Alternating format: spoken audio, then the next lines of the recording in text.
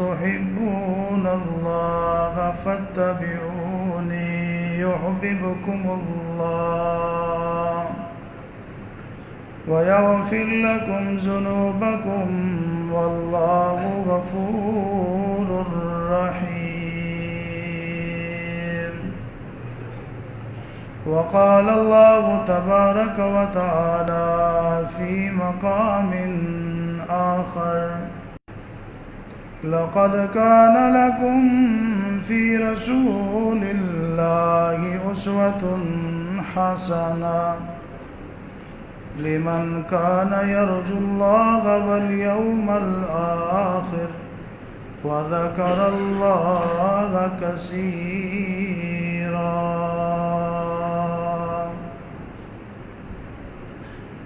قال النبي صلى الله عليه وسلم: من أحب سنتي فقد أحبني ومن أحبني كان معي في الجنة أو كما قال عليه الصلاة والسلام. ہر قسم کی حمد و ثنا اللہ ملک العلام ذوالجلال والاکرام، خالق کل کائنات، مالک ارض و سماوات، حاجت روا مشکل کشا، غوث اعظم، داتا و دستگیر، پالنہار و پروردگار، گنج بخش اور رنج بخش، لاجپال اور غریب نواز، اللہ احکم الحاکمین، رب العالمین، وحدہ لا شریک کی ذات گرامی کے لیے خاص ہے. ان گنت لا تعداد، بے شمار، بے انتہا، بے حد اور بے حساب درود و سلام ہو امام کائنات، سرور کائنات، رحمت کائنات، امام الانبیاء، سید الانبیاء، خاتم الانبیاء، امام اعظم جناب محمد الرسول اللہ صلی اللہ علیہ وآلہ وسلم کی ذات گرامی پر اللہ تبارک تعالیٰ کی رحمت نازل ہوں. صحابہ کرام، آل بیت اعظام، تابعین، تبع تابعین، محدثین، مفسرین، اولیاء کرام، بزرگان دین پر جن کی محنتوں اور قربانیوں سے اللہ کا دین ہم تک پہنچا. اللہ کریم ان سب پر راضی ہو. واجب الاحترام معزز سامعین کرام، آج کے خطبہ جمعہ میں نے آپ کے سامنے جس عنوان پر گفتگو کرنی ہے وہ یہ ہے: 11 ایسی پیاری پیاری سنتیں جن کو اکثر لوگوں نے چھوڑ دیا ہے. دعا ہے کہ اللہ تعالیٰ مجھے حق اور سچ بیان کرنے کی توفیق عطا فرمائے. سننے اور سنانے کے بعد اللہ تعالیٰ ہم سب کو عمل کرنے کی بھی توفیق بخشے. نبی علیہ السلام کی سنت، آپ کی سنتوں سے پیار کرنا، یہ ایک مسلمان کے سچے مسلمان اور سچے مومن ہونے کی نشانی ہے.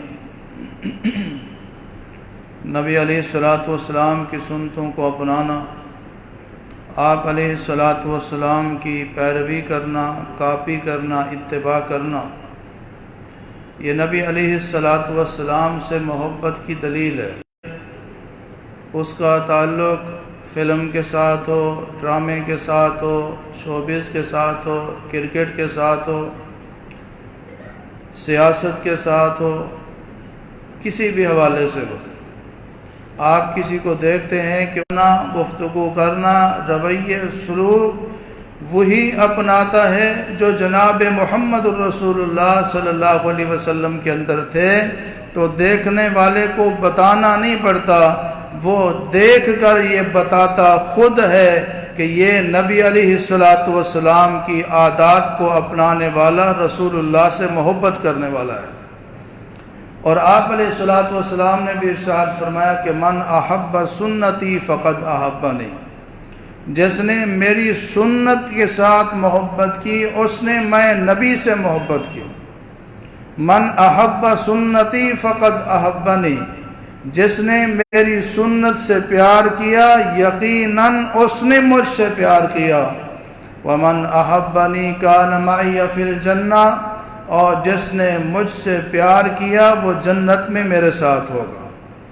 نبی علیہ الصلوۃ والسلام کی سنتوں کو اپنانا، آپ علیہ الصلوۃ والسلام کی سنت سے پیار کرنا، آپ علیہ السلام کے طریقے کو پسند کرنا، نبی علیہ الصلوۃ والسلام کی سنت سے محبت کرنا، یہ دلیل ہے جناب محمد الرسول اللہ صلی اللہ علیہ وسلم سے محبت کی۔ اور نبی علیہ الصلوۃ والسلام سے جو محبت ہے یہ اس بات کی سند ہے کہ جنت میں رسول اللہ صلی اللہ علیہ وسلم کا ساتھ نصیب ہوگا۔ اللہ تعالی ہم سب کو نبی علیہ الصلوۃ والسلام کی تمام سنتوں کو اپنانے، ان سے محبت کرنے، ان کو پیار کرنے، ان کو پسند کرنے، ان پر عمل کرنے کی توفیق عطا فرمائے۔ ویسے تو کئی ساری سنتیں ہیں جو بڑی پیاری ہیں، عظیم الشان ہیں۔ نبی علیہ الصلوۃ والسلام کی وہ پیاری پیاری سنتیں لوگوں کی اکثریت نے چھوڑ دی ہیں۔ ان کئی ساری سنتوں میں سے آج کے خطبہ میں میں آپ کے سامنے صرف 11 سنتوں کا ذکر کروں گا۔ ویسے بے شمار سنتے ہیں، کئی ساری سنتے ہیں۔ مثال کے طور پر نبی علیہ الصلوۃ والسلام دائیں ہاتھ کے ساتھ کھاتے تھے، دائیں ہاتھ کے ساتھ پیتے تھے، دائیں ہاتھ کے ساتھ کسی کو کچھ دینا ہوتا تو دائیں ہاتھ سے دیتے تھے، کسی سے کچھ لینا ہوتا دائیں ہاتھ کے ساتھ لیتے تھے۔ یعنی آپ علیہ الصلوۃ والسلام کی سنت، آپ علیہ السلام کی عادت مبارکہ یہ تھی دائیں ہاتھ سے کھانا پینا لینا دینا۔ اب ہم اس سنت کو سامنے رکھیں اور پھر امت کا عمل دیکھیں کہ مسلمانوں کی ایک بڑی تعداد نے جناب محمد الرسول اللہ صلی اللہ علیہ وسلم کی سنت کو چھوڑ دیا ہے۔ بڑے بڑے پڑھے لکھے سکالر قسم کے لوگ، ڈاکٹر قسم کے لوگ، M Phil P H D اور پتہ نہیں کیا کیا ان کے پاس ڈگریاں ہوتی ہیں، ان کو دیکھا جاتا ہے کہ وہ بائیں ہاتھ کے ساتھ کھا رہے ہوتے ہیں، پی رہے ہوتے ہیں، بائیں ہاتھ کے ساتھ کوئی چیز پکڑا رہے ہوتے ہیں، کوئی چیز پکڑ رہے ہوتے ہیں، لین دین لینا دینا کھانا پینا اس میں بلا کسی جھجک کے، بغیر کسی گناہ کے احساس کے استعمال کیا جاتا ہے، اور رسول اللہ صلی اللہ علیہ وسلم کی سنت کو اس انداز میں چھوڑ دیا جاتا ہے۔ حالانکہ نبی علیہ الصلوۃ والسلام نے اس معاملے میں بڑی سختی بھی فرمائی ہے، صرف سنت ہی نہیں بلکہ آپ علیہ السلام نے فرمایا تم میں سے کوئی آدمی جب کھائے اور پیے تو دائیں ہاتھ کے ساتھ کھائے پیے۔ فَإِنَّ الشَّيْطَانَ يَأْكُلُ وَيَشْرِبُ وَيَشْرَبُ، فرمایا بائیں ہاتھ کے ساتھ کھانا پینا شیطان کا کام ہے، مسلمان کا کام نہیں ہے۔ اللہ سے دعا ہے اللہ تعالی ہم سب کو نبی علیہ الصلوۃ والسلام کی اس سنت کو اپنانے کی توفیق عطا فرمائے۔ رسول اللہ صلی اللہ علیہ وسلم کی ایک اور پیاری سنت، اگر کوئی بیمار ہو جاتا، آپ کا جاننے والا، آپ کا ماننے والا، آپ سے محبت کرنے والا، آپ سے تعلق والا، آپ کے شاگردوں میں، آپ کے مقتدیوں میں، آپ کے ساتھیوں میں، رشتہ داروں میں، صحابہ میں، یہاں تک کہ اگر کوئی تعلق والا غیر مسلم بھی بیمار ہو جاتا، رسول اللہ صلی اللہ علیہ وسلم کی سنت اور عادت یہ تھی آپ اس کی بیمار پرسی کے لیے تشریف لے جاتے تھے۔ صحیح بخاری میں ایک واقعہ آتا ہے کہ یہودی کا لڑکا تھا، نبی علیہ الصلوۃ والسلام کی مجلس میں آ کر بیٹھ جاتا تھا، اس طرح وہ رسول اللہ صلی اللہ علیہ وسلم سے مانوس تھا، نبی علیہ السلام بھی اس سے محبت کرتے تھے، ایک تعلق تھا۔ کچھ دن وہ رسول اللہ صلی اللہ علیہ وسلم کی مجلس میں نہیں آیا، آپ علیہ الصلوۃ والسلام نے صحابہ کرام سے پوچھا کہ بھئی وہ فلاں یہودی کا جو بیٹا ادھر آتا تھا وہ اب نظر نہیں آتا، ذرا پتہ کرو مسئلہ کیا ہے، معاملہ کیا ہے۔ صحابہ کرام بیان کرتے ہیں ہم نے پتہ کیا تو پتہ چلا کہ وہ یہودی کا لڑکا کئی دنوں سے بیمار ہے، طبیعت بہت خراب ہے، چارپائی پہ لیٹا ہوا ہے اور بولنے کی بھی ہمت نہیں ہے۔ جب ہم نے جناب محمد الرسول اللہ صلی اللہ علیہ وسلم کو بتایا، آپ علیہ السلام نے صحابہ کرام کو فرمایا چلو یہودی کے اس بیٹے کی بیمار پرسی کر کے آتے ہیں، اس کی عیادت کر کے آتے ہیں۔ اور صحابہ بیان کرتے ہیں کہ نبی علیہ السلام اس یہودی کی بیمار پرسی کے لیے گئے، اور جب وہاں پہنچے لڑکا بیماری کی حالت میں لیٹا ہوا ہے، آپ نے اس سے حال احوال پوچھنے کے بعد اسلام کی دعوت دی۔ فرمایا یا غلام اسلم، اے لڑکے مسلمان ہو جاؤ، اسلام قبول کر لو۔ کمزوری کی وجہ سے، بیماری کی وجہ سے وہ بول نہیں سکتا تھا۔ اس کے سر کے پاس اس کا یہودی باپ کھڑا تھا، اس کی طرف اس نے نگاہوں کو اٹھایا، دیکھا، شاید وہ اجازت مانگنا چاہتا تھا۔ باپ سمجھ گیا، اور قرآن کریم نے جو بیان کیا ہے یعرفونہ کما یعرفون ابناءہم، یہودی رسول اللہ صلی اللہ علیہ وسلم کو اس طرح پہچانتے تھے جس طرح بانی محمد صلی اللہ علیہ وسلم کی بات مان لو، ان کی اطاعت کرو۔ اس یہودی کے لڑکے نے کلمہ پڑھ لیا، اشہد اللہ الہ الا اللہ واشہد ان محمد رسول اللہ۔ رحمت کائنات صلی اللہ علیہ وسلم کے چہرے کے اوپر مسکراہٹ آئی، اور اللہ کا شکر ادا کرتے ہوئے فرمایا الحمدللہ الذی انقذہ من النار، شکر ہے اللہ کا جس رب العالمین نے اس بچے کو جہنم کی آگ سے بچا لیا۔ تعالیٰ عنہ مالدار صحابہ میں سے بڑے مالدار صحابی کو ٹائم دیتے تھے، اسی طرح غریب اور فقیر گھر بار چھوڑ کر آنے والے بلال سے بھی منہ نہیں موڑتے تھے، اس کو بھی ٹائم دیتے تھے۔ جب صہیب رومی سے ملتے تو چہرے پہ مسکراہٹ ہوتی تھی، بلال حبشی کو ملتے تو چہرے پہ مسکراہٹ ہوتی تھی۔ وہ اصحاب صفہ جن کا گھر نہیں تھا مسجد نبوی میں ٹھہرتے تھے، نبی علیہ السلام جب ان سے ملتے تھے تو آپ کے چہرے پہ مسکراہٹ ہوا کرتی تھی۔ آج امت کی اکثریت نے جناب محمد رسول اللہ صلی اللہ علیہ وسلم کی سنت کو چھوڑ دیا ہے۔ اللہ تعالی ہم سب کو آپ علیہ الصلوۃ والسلام کی سنت کو اپنانے کی توفیق عطا فرمائے۔ بڑی حیرانگی ہوتی ہے، مسلمانوں نے نبی علیہ السلام کی سنت کو چھوڑ دیا ہے۔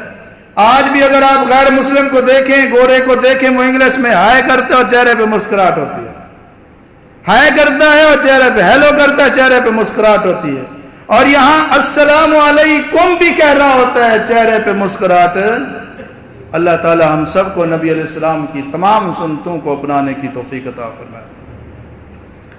نبی علیہ السلام کی سنتوں میں سے ایک سنت یہ تھی، صحیح بخاری کی حدیث ہے، جب آپ علیہ السلام سفر سے واپس آتے تو پہلے گھر نہیں جاتے تھے، جس طرح ہماری عادت ہے، اکثر مسلمانوں کی عادت ہے، سفر سے واپس آئیں تو پہلے بیوی کی خدمت میں حاضر ہوتے ہیں، حاضری لگواتے ہیں، اس کے بعد باقی کام کاج، پہلے گھر جاتے ہیں۔ رسول اللہ صلی اللہ علیہ وسلم کی عادت مبارکہ یہ تھی، جب آپ سفر سے واپس آتے پہلے مسجد میں آتے، 2 رکعت نماز پڑھتے، بیٹھتے، صحابہ کرام آپ کو ملتے، ملاقات کر کے جب فارغ ہوتے پھر اللہ کے پیغمبر اپنے گھر میں جایا کرتے تھے۔ آج میرے بھائیوں میں اور آپ دیکھیں مسلمانوں کی اکثریت نے رسول اللہ صلی اللہ علیہ وسلم کی سنت کو چھوڑ دیا، ایسے ہے یا نہیں ہے؟ چھوڑ دیا رسول اللہ صلی اللہ علیہ وسلم کی سنت کو۔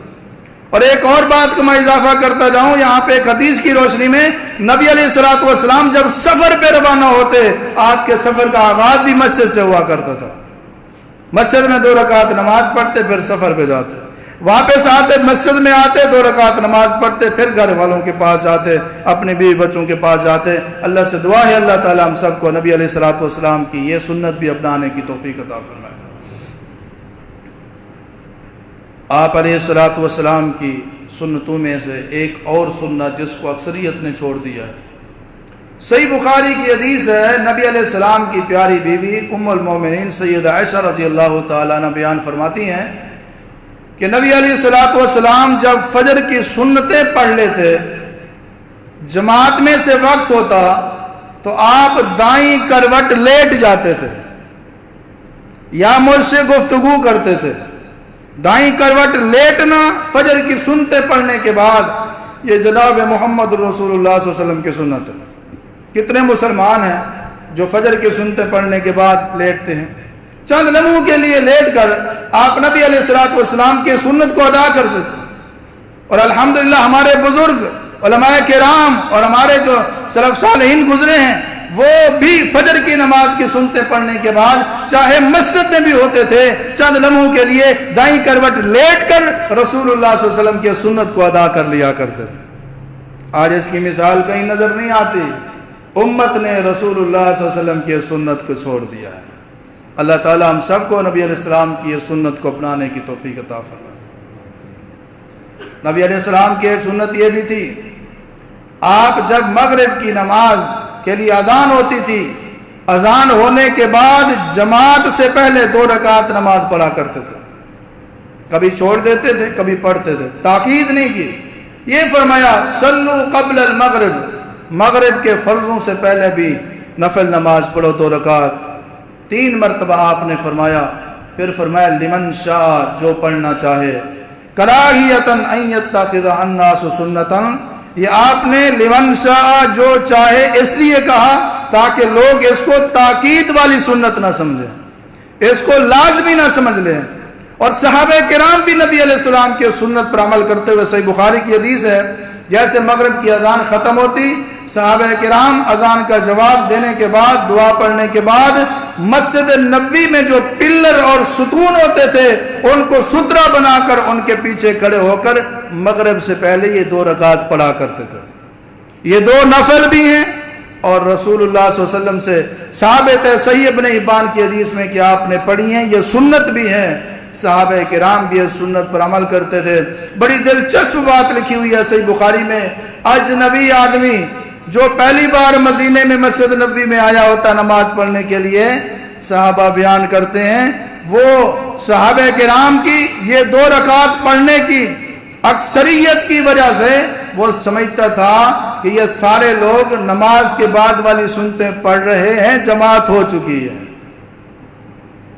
نبی علیہ السلام کی یہ سنت کہ مغرب کے فرضوں سے پہلے 2 رکعت پڑھنی ہے، اس کو بھی مسلمانوں کی اکثریت نے چھوڑ دیا، لیکن الحمدللہ ہماری مسجد میں اس کا اہتمام ہوتا ہے اور ہماری جماعت کی تمام مساجد میں اس کا اہتمام ہوتا ہے، اور وہی صورتحال بن جاتی ہے جو ابھی حدیث میں آپ نے سنی ہے۔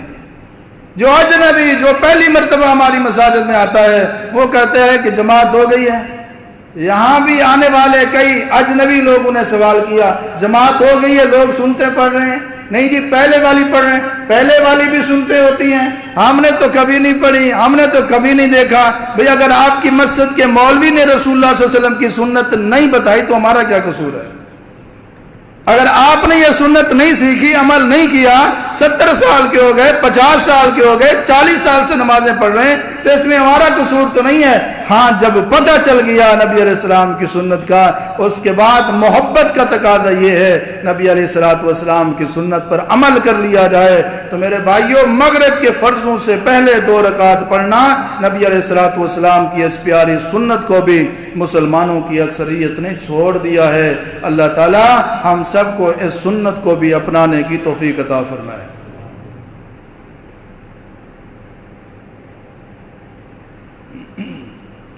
نبی علیہ السلام کی سنتوں کا ذکر آپ سن رہے ہیں۔ آپ علیہ السلام کی ہر سنت پیاری ہے۔ صحابہ کرام آپ علیہ السلام کی سنتوں کو اپنانے میں بڑا ذوق اور شوق دکھاتے تھے۔ سیدنا عبداللہ بن عمر رضی اللہ تعالیٰ عنہ، ان کے بارے میں تو آتا ہے کہ سفر کر رہے تھے اور سفر کے دوران ایک ایسی جگہ پر انہوں نے ایک مخصوص عمل کیا۔ مخصوص عمل کیا تھا؟ ایسے اونٹ کے اوپر یا سواری کے اوپر بیٹھے ہوئے تھے اور سر کو یکدم نیچے کر لیا۔ ساتھیوں نے دیکھا یہاں کوئی رکاوٹ نہیں تھی، سر نیچے کر لیا عبداللہ بن عمر رضی اللہ تعالیٰ عنہ نے۔ جامع ترمذی کی روایت ہے، ساتھیوں نے پوچھا عبداللہ رضی اللہ تعالیٰ عنہ اس کی کیا وجہ ہے؟ بندہ سفر کے دوران سر نیچے تب کرتا ہے کہ سامنے کوئی تار گزر رہی ہے، کوئی درخت گزر رہا ہے، کوئی رکاوٹ ہے، اگر سر نیچے نہیں کرے گا تو سر اس چیز میں لگ جائے گا، यहाँ रुकावट कोई नहीं थी। सर नीचे करने का क्या मतलब है? हजरत अब्दुल्ला बिन उमर रज़ी अल्लाह तआला अन्हु बयान फरमाते हैं, इसी रास्ते से मैं गुजरा था जनाब मोहम्मद मुस्तफ़ा सल्लल्लाहु अलैहि वसल्लम के साथ, और उस वक्त इस रास्ते पर एक दरख्त था, उस दरख्त की टहनी आगे से गुजरती थी। नबी अलैहिस्सलाम को मैंने देखा था, यहाँ से गुजरते हुए उस टहनी से बचने के लिए आपने सर को जरा नीचे किया, सवारी के ऊपर बैठे हुए। आज वो दरख्त तो नहीं है, रसूलुल्लाह सल्लल्लाहु अलैहि वसल्लम की सुन्नत तो मौजूद है। मैंने कहा मौका मिल रहा है अब्दुल्ला, नबी अलैहिस्सलाम की सुन्नत पर अमल जरूर कर, ताकि नबी अलैहिस्सलाम से मोहब्बत करने वाले लोगों में तेरा नाम आ जाए। अगर ऐसे ना करते तो गुंजाइश थी, कोई हुक्म नहीं था, लेकिन मेरे भाइयों सहाबा किराम में नबी अलैहिस्सलातु वस्सलाम की सुन्नत को अपनाने का जो जज्बा था, सुभान अल्लाह, उसके क्या कहना। जब किसी मौके पर किसी ने सुन्नत की खिलाफ वर्जी की तो सहाबा किराम ने मुखालफत की, नहीं, रसूलुल्लाह सल्लल्लाहु अलैहि वसल्लम की जो सुन्नत है उसी को अपनाया जाएगा। अकीके करने में नबी अलैहिस्सलाम की सुन्नत यह है कि लड़के की तरफ से एक और लड़की की तरफ से दो, बकरी की जिन्स में से या भेड़ की जिन्स में से, नर हूं या मादा हूं, यह सुन्नत है। इसके अलावा बड़े जानवर में, गाय में, ऊंट में अकीका नहीं किया जा सकता। अकीके में ऊंट नहीं लग सकता, गाय नहीं लग सकती। अकीके में सिर्फ दो जिन्स हैं, भेड़ और बकरी, नर हूं या मादा, कोई पाबंदी नहीं है। लड़के की तरफ से दो, लड़की की तरफ से। सैयद आयशा रज़ी अल्लाह ताला अन्हा का भतीजा पैदा हुआ उनके भाई अब्दुर्रहमान के घर। उन्होंने कहा खुशी का मौका है, हम तो ऊंट ज़िबा करेंगे अकीके में, ऊंट के साथ अकीका करेंगे। भाई वजह, ऊंट महंगा भी है, गोश्त भी ज्यादा होता है, ज्यादा लोगों को गोश्त मिल जाएगा। सैयद आयशा रज़ी अल्लाह ताला अन्हा ने फरमाया नहीं, बल सुन्नत रसूलिल्लाह, हम तो वही करेंगे जो जनाब मोहम्मद रसूलुल्लाह सल्लल्लाहु अलैहि वसल्लम की सुन्नत है। आज उम्मत की एक बड़ी तादाद ने अकीके की जो रसूलुल्लाह सल्लल्लाहु अलैहि वसल्लम की सुन्नत थी, 7वें दिन अकीका करना और इन दो जिन्सों में से भेड़ और बकरी में से करना, इस सुन्नत को छोड़ दिया है। बहुत कम लोग हैं जो सिर्फ 7वें दिन अकीका करते हैं, और बहुत कम लोग हैं जो इन दो जिन्सों में से अकीका करते हैं। अक्सरियत की हालत आपको इल्म है, आपको पता है, वो 7वें दिन अकीका नहीं करते, जब गुंजाइश होती है कर लेते हैं, या फिर वो कुर्बानी जब करते हैं, कुर्बानी में अकीके के 2, 4, 5, 6 हिस्से करके, ये वो लोग होते हैं जो अकीके को सुन्नत नहीं बल्कि चट्टी समझते हैं। बकरा मिल रहा था जनाब 30,000 का, 35,000 का, और वहां मंडी में एक आदमी से बात हो गई, एक कमजोर सी गाय थी या गाय का बच्चा था, अभी ताजा ताजा धुंधा हुआ था, कमजोर सा था। उसने कहा 42,000 रुपए दे दो। कहने लगा एक बकरे की जगह 6 अकीके भी हो जाएंगे और कुर्बानी भी हो जाएगी। उसने 42,000 का छोटा सा वो गाय का बच्चा लिया और उसमें 6 हिस्से अकीके के, एक कुर्बानी का। अकीके भी हो गए, कुर्बानी भी हो गई। कोई मुखलिस आदमी इस तरह नहीं कर सकता। यह सिर्फ अपने दिल को तसल्ली देने वाली बात है। गाय में, ऊंट में अकीका नहीं होता, लोग कर रहे हैं। रसूलुल्लाह सल्लल्लाहु अलैहि वसल्लम की सुन्नत को छोड़ दिया है। अल्लाह से दुआ है अल्लाह ताला हम सबको नबी अलैहिस्सलाम की इस सुन्नत पर अमल करने की तौफीक अता फरमाए। 7वें दिन अकीका होता है। उसके बाद जब आप अकीका करेंगे, अकीका तो हो जाएगा लेकिन मसनून नहीं होगा, सुन्नत का सवाब नहीं मिलेगा। और ये बात जो मशहूर है वो सही नहीं है। 7वें दिन अकीका होता है, उसके बाद जब आप करोगे तो खैरात होती है, ये बात नहीं। हदीस में है अब्का रसूलुल्लाह सल्लल्लाहु अलैहि वसल्लम, नबी अलैहिस्सलातु वस्सलाम ने नबूवत मिलने के बाद अपना अकीका किया, अपनी खैरात नहीं की, अकीका किया। अकीका होगा लेकिन सुन्नत क्या है? 7वें दिन। 7वें दिन को किसी वजह से छोड़ देंगे तो सुन्नत का सवाब नहीं मिलेगा। बाद में अकीका करेंगे तो अकीका शुमार किया जाएगा। नबी अलैहिस्सलातु वस्सलाम की जो सुन्नतें हैं उनके साथ मोहब्बत करना, उनको अपनाना, ये नबी अलैहिस्सलातु वस्सलाम से मोहब्बत की दलील और सबूत है। اور نبی علیہ السلام سے جو محبت کرنا ہے یہ جنت میں جانے کی دلیل ہے، یہ سرٹیفکیٹ ہے جنت میں داخلے کا اور جنت میں جناب محمد رسول اللہ صلی اللہ علیہ وسلم کے ساتھ ملنے کا۔ جنت میں کوٹھی بھی ملے گی، مکان بھی ملے گا، لیکن کہاں ملے گا؟ جناب محمد رسول اللہ صلی اللہ علیہ وسلم کے پڑوس میں، آپ کی ہمسایگی میں۔ اللہ تعالی ہم سب کو یہ سعادت نصیب فرمائے۔ نبی علیہ السلام کی ایک سنت یہ بھی تھی، جب آپ نماز جنازہ پڑھایا کرتے تھے تو نماز جنازہ میں آپ بلند آواز کے ساتھ قرأت کرتے تھے اور سورۃ الفاتحہ بھی پڑھتے تھے۔ صحیح بخاری کی حدیث ہے۔ سیدنا عبداللہ بن عباس رضی اللہ تعالی عنہ نے نماز جنازہ پڑھائی، فقرأ بفاتحۃ الکتاب، اس میں انہوں نے بلند آواز کے ساتھ سورۃ الفاتحہ پڑھی۔ اس کے بعد فرمایا لِتَعْلَمُوا أَنَّهَا سُنَّةٌ، یہ اونچی آواز کے ساتھ میں نے فاتحہ اس لیے پڑھی ہے، انہا سنتن، نسائی میں ہے وحقن، تاکہ تمہیں پتہ چل جائے یہ برحق طریقہ ہے اور رسول اللہ صلی اللہ علیہ وسلم کی سنت ہے۔ آج مسلمانوں کی اکثریت کے جنازے ان میں آواز بلند بھی نہیں ہوتی اور فاتحہ کو تو جنازے میں جگہ ہی نہیں دی گئی۔ پہلی تکبیر کے بعد ثنا، دوسری کے بعد درود، تیسری کے بعد دعا، چوتھی کے بعد سلام، فاتحہ ہے نہیں۔ حالانکہ جنازہ ایک دعا ہے، نبی علیہ السلام نے فرمایا لا صلاۃ لمن لم یقرأ بفاتحۃ الکتاب، جو بندہ کسی نماز میں فاتحہ نہیں پڑھتا وہ نماز نہیں ہوتی۔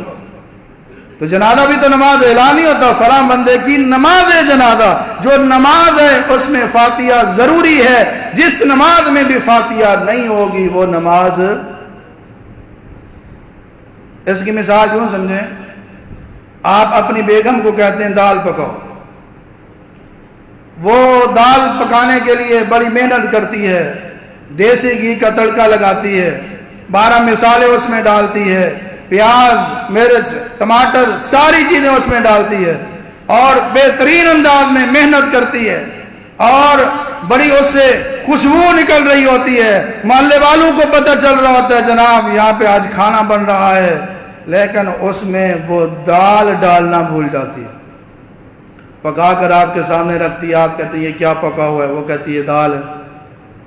آپ کہتے ہیں اس میں دال تو نظر نہیں آ رہی، دال تو، وہ کہتی ہے میں نے اتنی محنت کی ہے، اس میں گھی ہے، مرچیں ہیں، نمک ہے، فلاں 12 مصالحے ہیں، فلاں چیز ہے، ایک چیز اس کی کمی ہے دال کی۔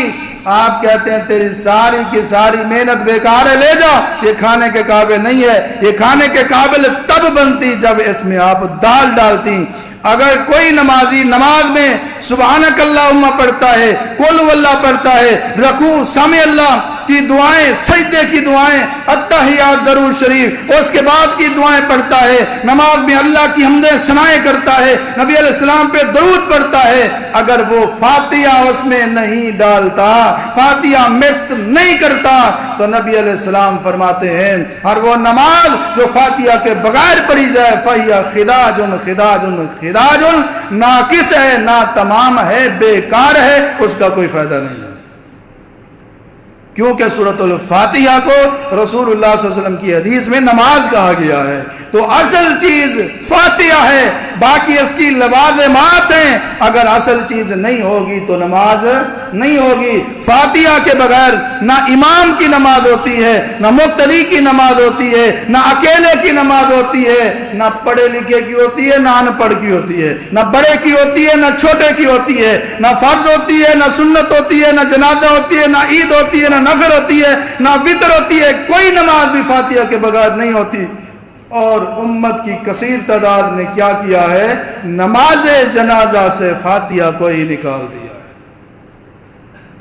رسول اللہ صلی اللہ علیہ وسلم کی حدیث ابو داؤد میں صحابی ہیں عوف بن مالک رضی اللہ تعالیٰ عنہ، وہ بیان کرتے ہیں کہ نبی علیہ السلام کی، حضرت عوف رضی اللہ تعالیٰ عنہ، ان سنت، نماز جنازہ پڑھانے کا سنت طریقہ یہ ہے پہلی تکبیر کے بعد سورۃ الفاتحہ پڑھی جائے۔ صحابی بیان کر رہے ہیں یہ کیا ہے؟ سنت ہے۔ اور صحابہ کہتے ہیں رسول اللہ نماز میں اونچی آواز سے دعائیں پڑھا کرتے تھے، آپ نے یہ دعا پڑھی، یہ دعا پڑھی، یہ دعا پڑھی، ایک صحابی کہتے ہیں حافظت من دعائی، جنازے میں اس دعا کو میں نے زبانی یاد کر لیا۔ دو باتیں معلوم ہوتی ہیں جنازے میں رسول اللہ صلی اللہ علیہ وسلم کی سنت یہ تھی، آپ ایک تو اونچی آواز سے بھی جنازہ پڑھا کرتے تھے۔ بعض لوگوں کو غلط فہمی ہوتی ہے، ایسا آواز سے نہیں ہے اونچی آواز سے ہے، دوسری پارٹی کہتی ہے اونچی آواز سے نہیں ہے ایسا آواز سے ہے۔ نبی علیہ الصلوۃ والسلام سے دونوں طریقے ثابت ہیں، جس طرح ظہر عصر ایسا آواز سے، مغرب عشاء فجر اونچی آواز سے، جنازے میں دونوں طریقے موجود ہیں۔ آپ نے کبھی ایسا آواز سے پڑھا ہے ظہر عصر کی طرح، کبھی اونچی آواز سے پڑھا ہے مغرب عشاء فجر کی طرح۔ یہ ایسا والی سنت تو عام ہے، لیکن اونچی آواز سے جنازہ پڑھانے والی سنت اور اس جنازے میں فاتحہ پڑھنے والی سنت کو امت کی اکثریت نے چھوڑ دیا ہے۔ اللہ تعالی ہم سب کو نبی علیہ السلام کی سنت کو بھی اپنانے کی توفیق عطا فرمائے۔ نبی علیہ السلام کی ایک سنت تھی، آپ اپنے گھر والوں کے ساتھ تعاون کیا کرتے تھے، گھریلو کاموں میں اپنے گھر والوں کی معاونت کیا کرتے تھے۔ سید عائشہ رضی اللہ تعالیٰ عنہ بیان فرماتی ہیں نبی علیہ الصلوۃ والسلام کے کپڑے پھٹ جاتے آپ خود سی لیا کرتے تھے، جوتا ٹوٹ جاتا خود سی لیا کرتے تھے، بکری کا دودھ خود گھر میں نکال لیا کرتے تھے، اور اس کے علاوہ باقی کاموں میں بھی نبی علیہ الصلوۃ والسلام اپنے گھر والوں کا ہاتھ بٹایا کرتے تھے۔ یہ کیا ہے؟ رسول اللہ صلی اللہ علیہ وسلم کی سنت ہے، اپنے گھر والوں کی ہیلپ کرنا، اپنی بیوی کی ہیلپ کرنا، گھریلو کاموں میں اس کے ساتھ معاونت کرنا، اس کے ساتھ مل جانا۔ لیکن آج کا مسلمان گھریلو کام کرنے میں اپنی توہین سمجھتا ہے۔ اگر بیوی مجبور بھی ہے، اگر بچوں کو سنبھالنے میں مصروف ہے، مجبوری ہے، مجال ہے کہ یہ حضرت صاحب پانی کا ایک گلاس خود لے کر پی لیں، اس کو توہین سمجھتے ہیں، کھانا بنانے کو توہین سمجھتے ہیں، گھر کے چھوٹے چھوٹے کاموں کو اپنی گستاخی بھی آدمی تصور کرتے ہیں۔ یہ کتنے بڑے عزت والے ہیں، نعوذ باللہ، کیا یہ محمد الرسول اللہ صلی اللہ علیہ وسلم سے بھی بڑے عزت والے ہیں؟ اپنے گھر والوں کے ساتھ گھریلو کام کاج میں معاونت کرنا، ہاتھ بٹانا، یہ کوئی بے ادبی اور بے عزتی والی بات نہیں ہے، اس میں کوئی بے ادبی اور بے عزتی نہیں ہے، بلکہ یہ جناب محمد الرسول اللہ صلی اللہ علیہ وسلم کی اتباع ہے اور آپ علیہ الصلوۃ والسلام کی سنت ہے۔ آج مسلمانوں کی اکثریت نے اس سنت کو چھوڑ دیا ہے، اللہ کے پیغمبر علیہ السلام کے اس طریقے کو چھوڑ دیا ہے۔ اللہ قلیل، کو چند گھر ہیں جس میں گھر کا جو سربراہ ہے اپنی بیوی کے ساتھ گھریلو معاملات میں گھریلو کام معاونت کرتا ہے۔ چلے پہلے تو پتہ نہیں تھا، اب تو گھر والی کے ساتھ گھریلو کاموں میں معاونت کریں گے نا؟ ہاں جی، گھر والی کو کپڑے دھو دیں گے، برتن وغیرہ دھو دیں گے،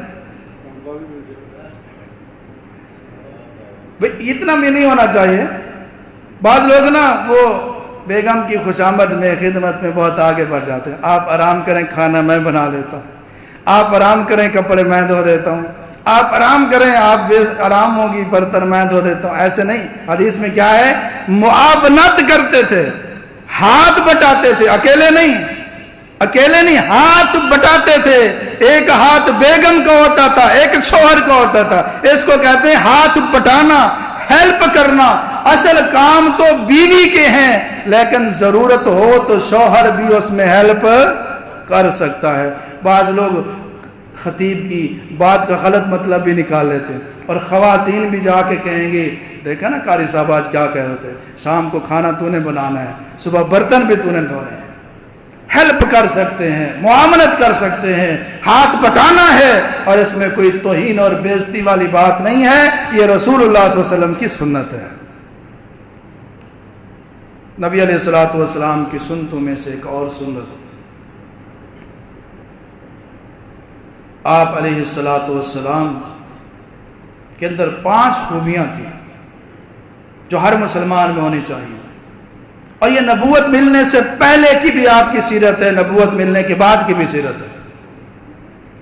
نبوت ملنے سے پہلے بھی آپ کے اندر یہ عادات تھی اور بعد میں تھی، اور آپ علیہ السلام کی یہ بڑی پیاری سنتے ہیں، اِنَّكَ لَتَصِلُ الرَّحِمَ، رشتہ داروں کا خیال کرنا۔ آج جیب میں پیسہ آ جائے رشتہ دار بھول جاتے ہیں، سگے والدین بھول جاتے ہیں، بہن بھائی بھول جاتے ہیں، کون سفید ہو جاتا ہے۔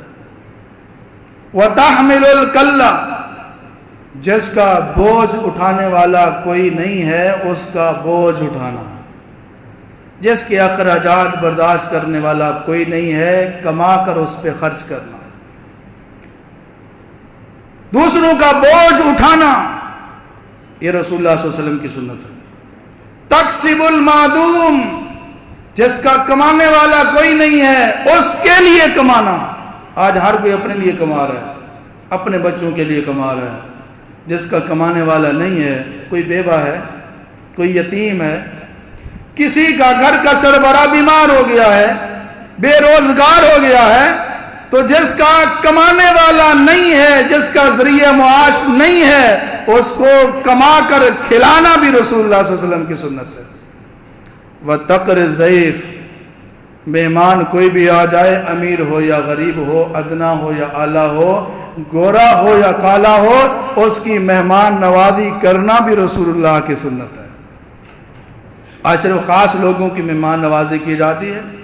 پہلے نمبر پر تو سسرال کو ترجیح دی جاتی ہے، والدین دوسرے نمبر پر ہیں، بہن بھائی تو تیسرے نمبر پر ہیں۔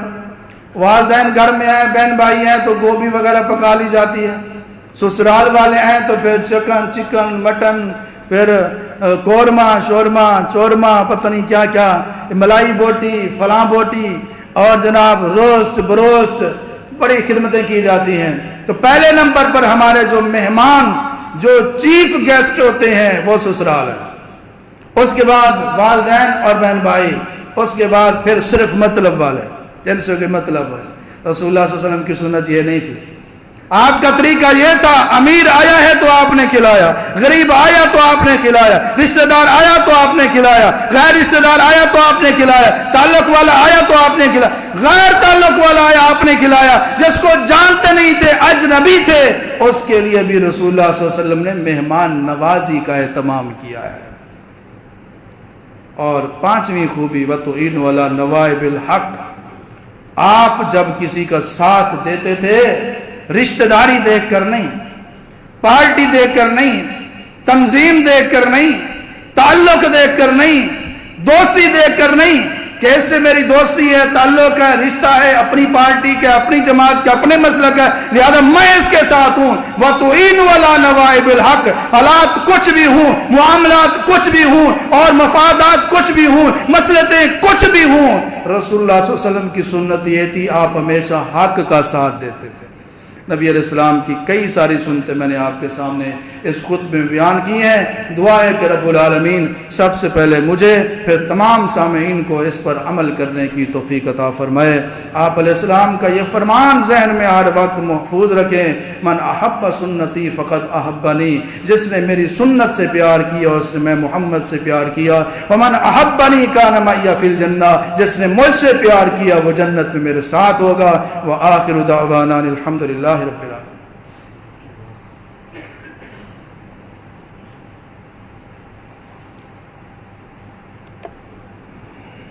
الحمدللہ نحمده ونستعینه ونستغفره ونعوذ باللہ من شرور انفسنا ومن